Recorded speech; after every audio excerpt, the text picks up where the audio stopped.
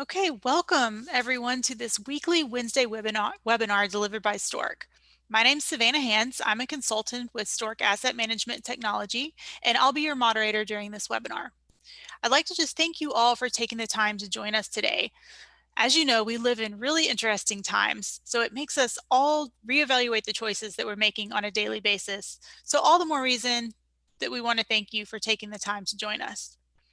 Of course, we're happy to share our knowledge with you, and we hope that it can help you to navigate this current crisis situation. You know, due to the crisis, many of us are still working from home, so you may see some less than business backgrounds behind some of the speakers, so we hope you understand that. The duration of this webinar will be half of an hour. And to avoid any static background noises, we have muted all of the microphones, but we do really greatly appreciate your questions. So if you have questions during the presentation, you can enter them via the Q&A button at the bottom of your screen. Just click that button, put your question in, and we will try to address some of those at the end of the webinar.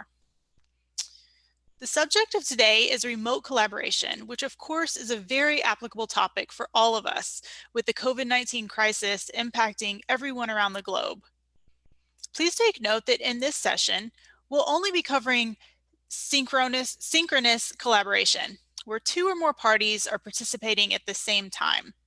There is also asynchronous collaboration, where people make use of things like email and forums and all other types of sharing platforms, but that's not the topic of this call.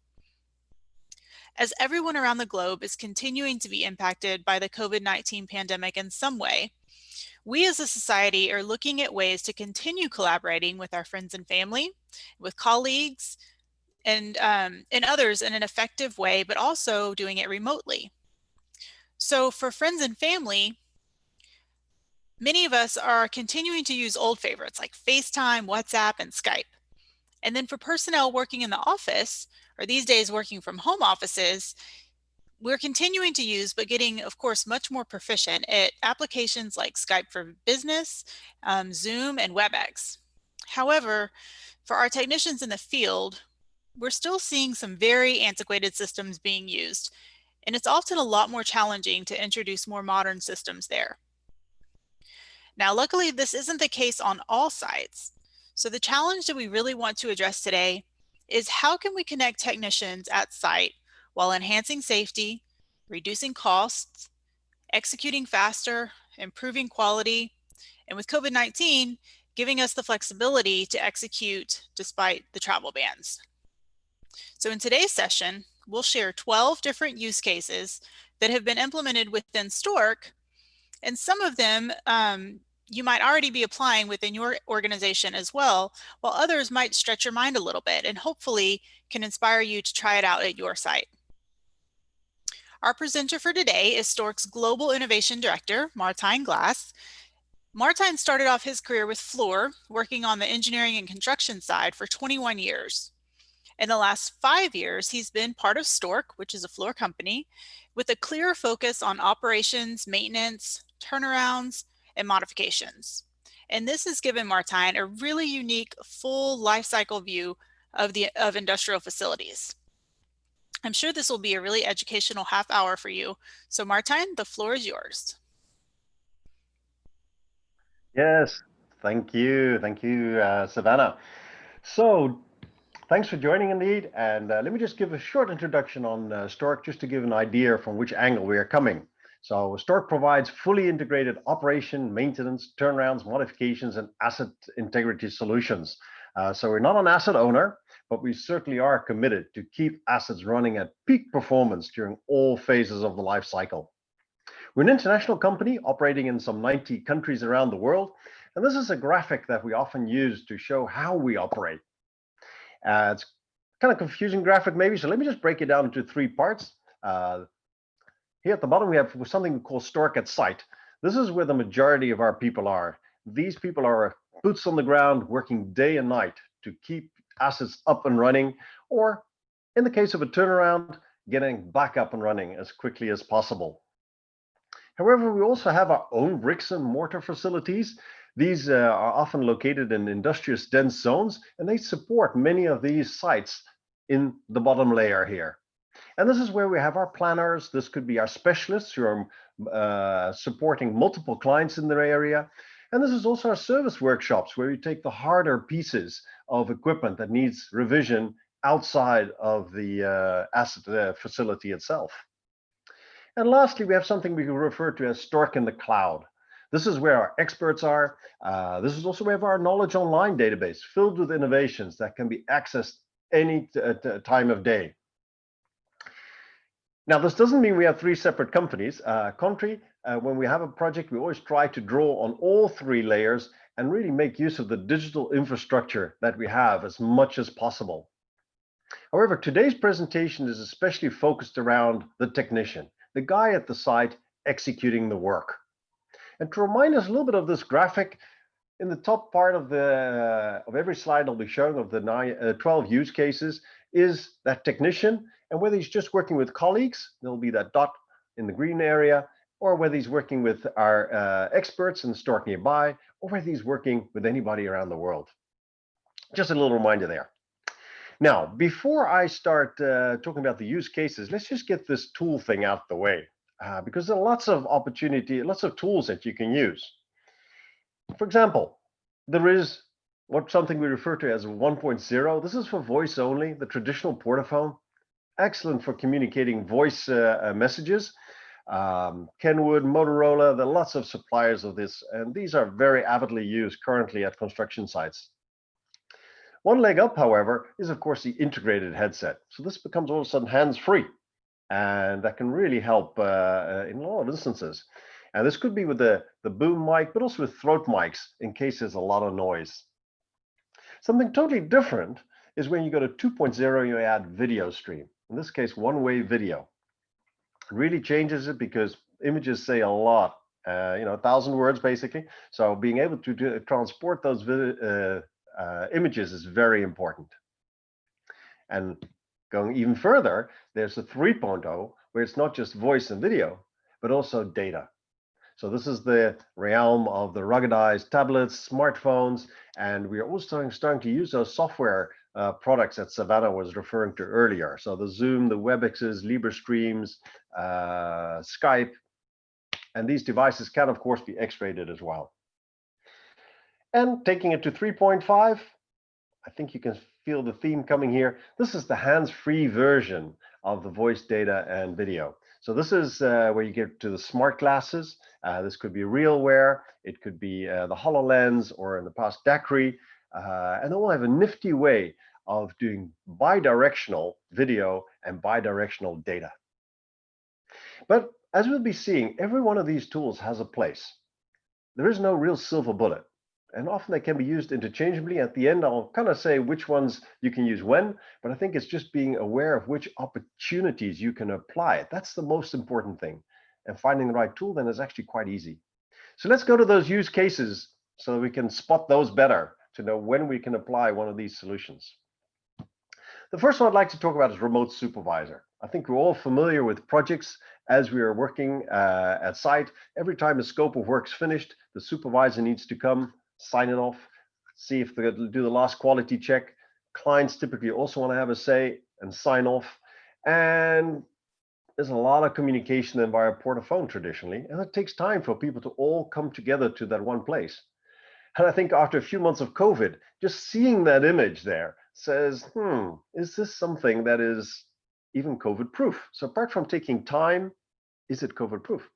And what we've noticed here, especially in the last months, is a great uptake of the tablet, for example. Just as soon as the job's finished, use that tablet, that same tablet that you've used to get your work order and to see what you need to do. Just phone up the people who need to be connected. And it could be somebody from the client, could be a supervisor, and they don't need to walk over and have all that idle time there. So it really enhances your hands-on tool time because they can move on to the next job a lot faster. And now, in this case, we often use the tablet because, again, that's where we're getting our work orders in anyway. But it could have been a smartphone. It could have been one of the smart glass solutions. We feel really comfortable that this is really enhancing our hands tool time again. Depending on the job size, it could be saving you tens of thousands of dollars. Moving to the next one, remote commissioning. We had a very interesting case in the US where there was a big facility that was getting ready for startup, and there was still some very critical commissioning that needed to be done. However, the OEM, who had to fly from Italy, they were quarantined in the hotel and they couldn't fly out, some critical experts there, to do that last bit of the commissioning. And the client was really afraid that it would jeopardize the startup date. However, STORK is the on-site contractor, and we know their safety procedures. We know the facility very well. So what we did, we used smart glasses in this case to connect with those people who are quarantined in the hotel, or even connect with the ones who couldn't fly out from Italy, and still do some very useful commissioning work and keep the project on track. And in hindsight, you just wonder, why are we spending tens of thousands of dollars to fly people over, all the expenses? Why? Why not just call them in when they're needed? In this case, we used the smart glasses, but we could have again used other tools as well. Moving on to another one, the classic remote subject matter expert, remote mentor. We often go out with crews and we're busy there, and of course, you're just missing that one guy who you thought wouldn't be necessary, but you come across something and you really want to get that advice. And just getting that person to site often takes time. So instead of doing that, what better than just to dial this person in and get them involved remotely? And what we've noticed here is that tripods, or the Gorilla Pod, what you can see underneath the smartphone here, this is certainly a great aid here, because then you get a very steady image, and the expert can look over and just give that team enough confidence to continue work, or to say, hey guys, you're making a mistake here, and maybe save hundreds of thousands of dollars because they're making the right call at the right time. Moving on to another one, and here, immediate disclaimer here, this is still in the testing phase, but we call this the extra pair of safety eyes that we are experimenting with. We've applied it now 3 times. And let me just explain a little bit what you're seeing here. You're seeing a lone worker, but on his head, there's a little device, a little 360 camera. And what we've done is we've been connecting this to somebody, an expert, who's out there on a chair, just to make certain he doesn't get seasick, but he can look in any direction he wants. He can look at what the technician at site is doing, but also he can look to the side. He can even look behind him. So this could be from a safety perspective, but also to help the person. And especially when this could be in a nuclear facility where you want minimal people. But let's face it, with COVID, you want minimal people as well. So we really believe that this has great promise. At the moment, we will say that connectivity is quite often an issue, but who knows, with 5G, that's the next thing we're going to be testing. This could really become something that's going to be part of our standard toolkit. Talking a little bit about eyes in the sky in this case, I think we're all familiar with drones, and they can do flare tip inspections. They can really look up high, but then also with construction, we're starting to use them more and more for heavy lifts, just to get that extra pair of eyes in the sky. Now, historically, the inspector would have to stand next to the pilot. So be at site, stand next to, again, not very COVID proof. But if you think about it, what we've recently been doing is just connect to WebEx and then connect to wherever the expert, the best person is who can help. Now, I must admit that this is kind of tough, because there's still the paradigm that only people at site can do this. But we started now to really engage people this way and just stay at home and connect via the WebEx. And even then, you can look and just as if you're looking at from the drone side. Moving on to the next one, telemedicine. We've had this in quite some areas. Traditionally, though, we liked that if there were medical tests being done, that you would physically see the doctor. But with COVID, we've taken this and really it's ramped it up extremely. It's just to do all these interviews with people remotely. But also if people feel anxious at site, and feeling anxious at site is not a good thing. You will be distracted and not feel safe. But the fact that you can call a doctor if you want to and actually do it can really help take that anxiety away. And of course, also, should an incident happen, you can get that doctor. There's no faster way of getting a doctor to you and help you than via the smartphone or tablet that you have with you. So COVID has just only accelerated the adoption of this work practice. Looking at remote inspection, so we often go out to inspect things. In this case, we could mobilize 2 technicians when a client was saying, I really need this piece of equipment inspected. We couldn't mobilize the inspector himself.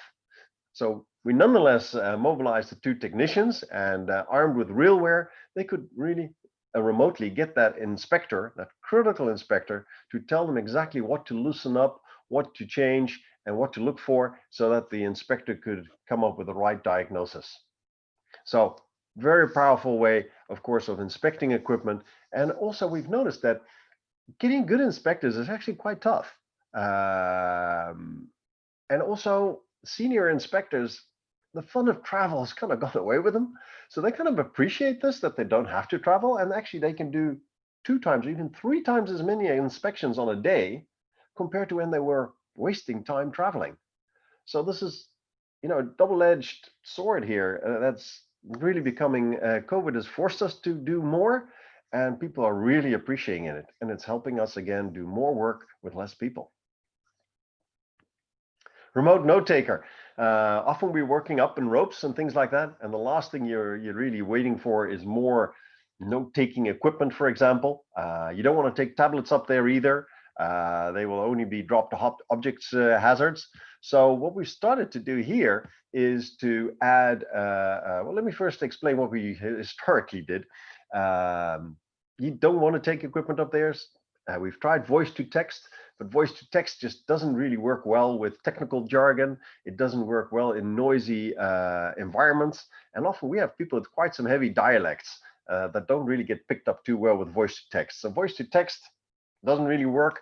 So what people are doing is doing their job, going back, and after they've come back to the office, only then start to type in the reports. And you forget a lot of stuff that you've done. And you have to match photos maybe you made. It just doesn't work that efficiently. So what we've done is we've started to arm them with smart glasses, which are hands-free again. And remotely, there's somebody taking notes, and they're inserting pictures and immediately in the right format.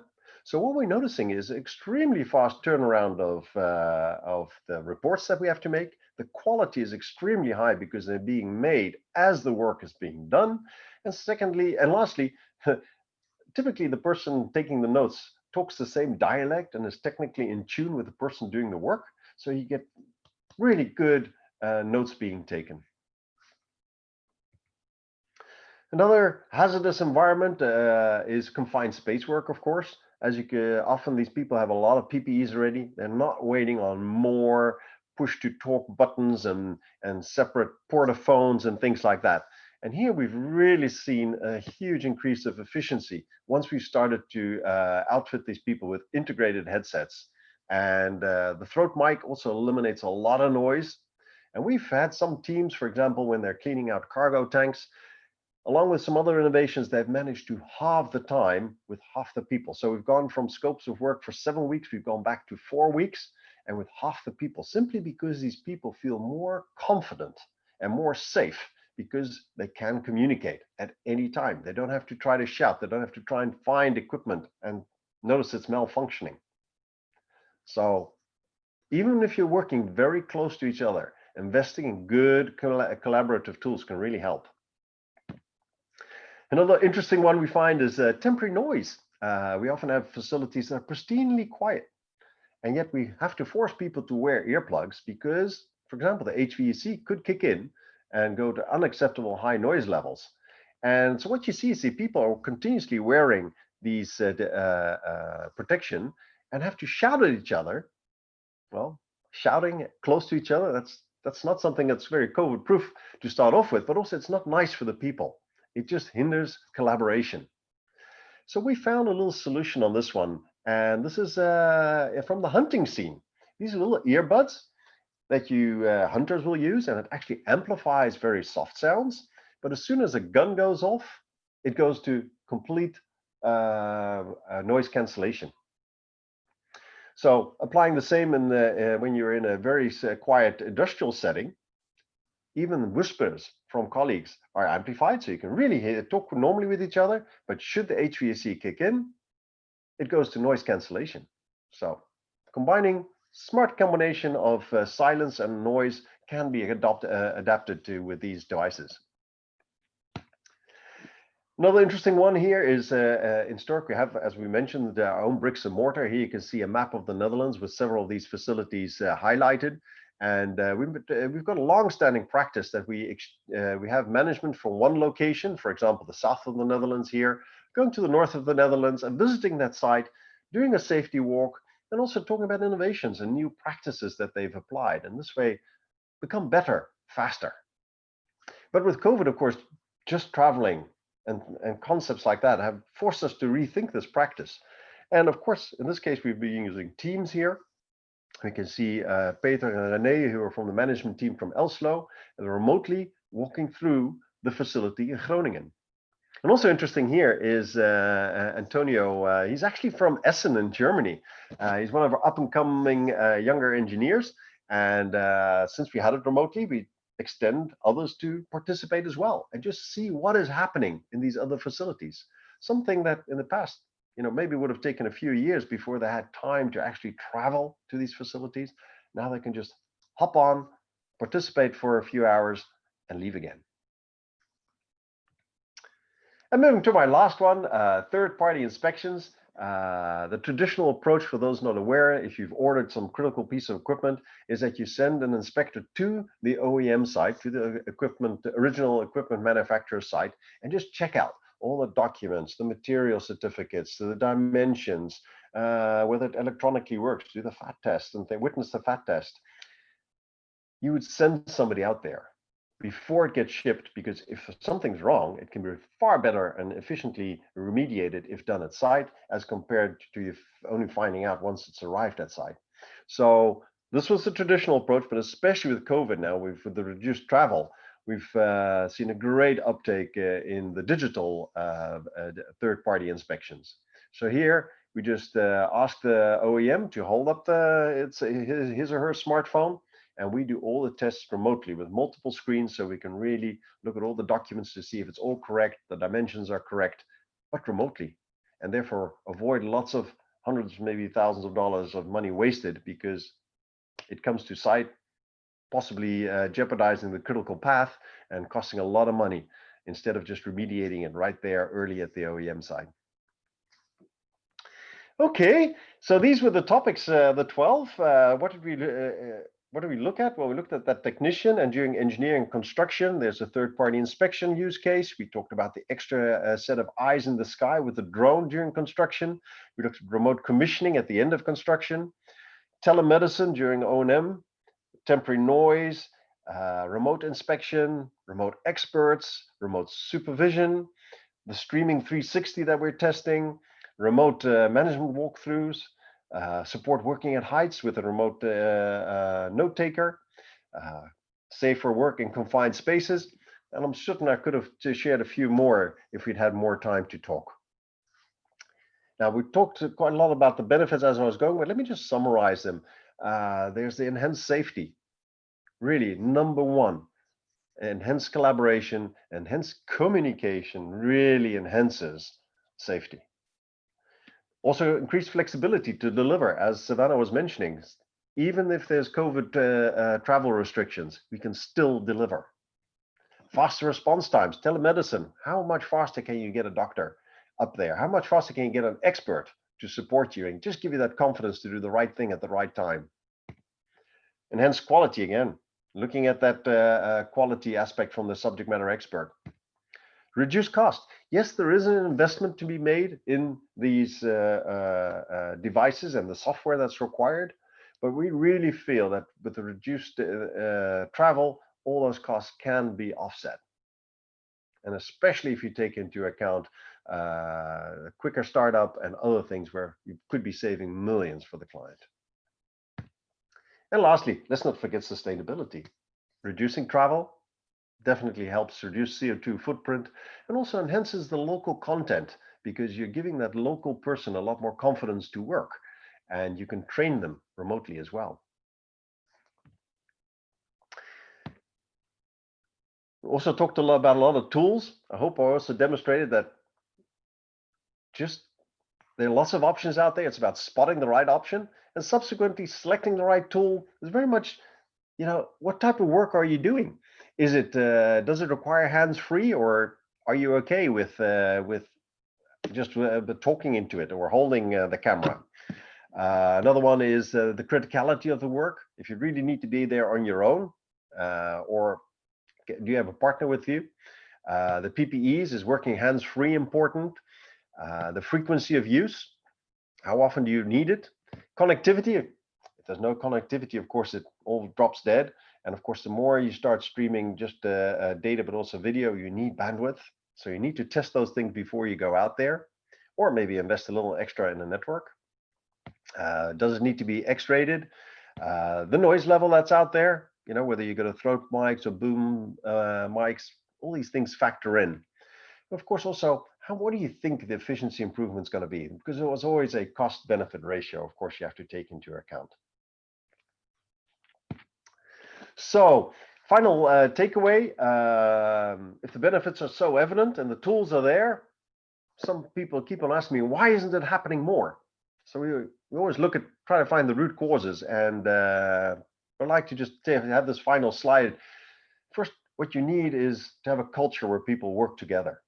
And with technical people who often want to solve things themselves, not always there. So this is something you really have to invest in as a management team, and to keep saying it's okay to say, I need help. I need to phone help. And that's a culture. Secondly, you need to invest in technology. This doesn't come for free. Evaluating the options, testing security, also very important. Buying that software and hardware, training and maintaining the tools. It's something has to be invested in as a company. But the fourth group in here is certainly the client. There are barriers that need to be removed. And also clients need to appreciate the value that this brings. If they keep on going for the lowest man-hour rate, then it's going to be very tough to expect companies to invest in this technology and go forward, because it's so much more than just lower man-hour rates. It's also reduced travel costs. It's the quality of the decisions being made. So it also, again, that value perception needs to be in there.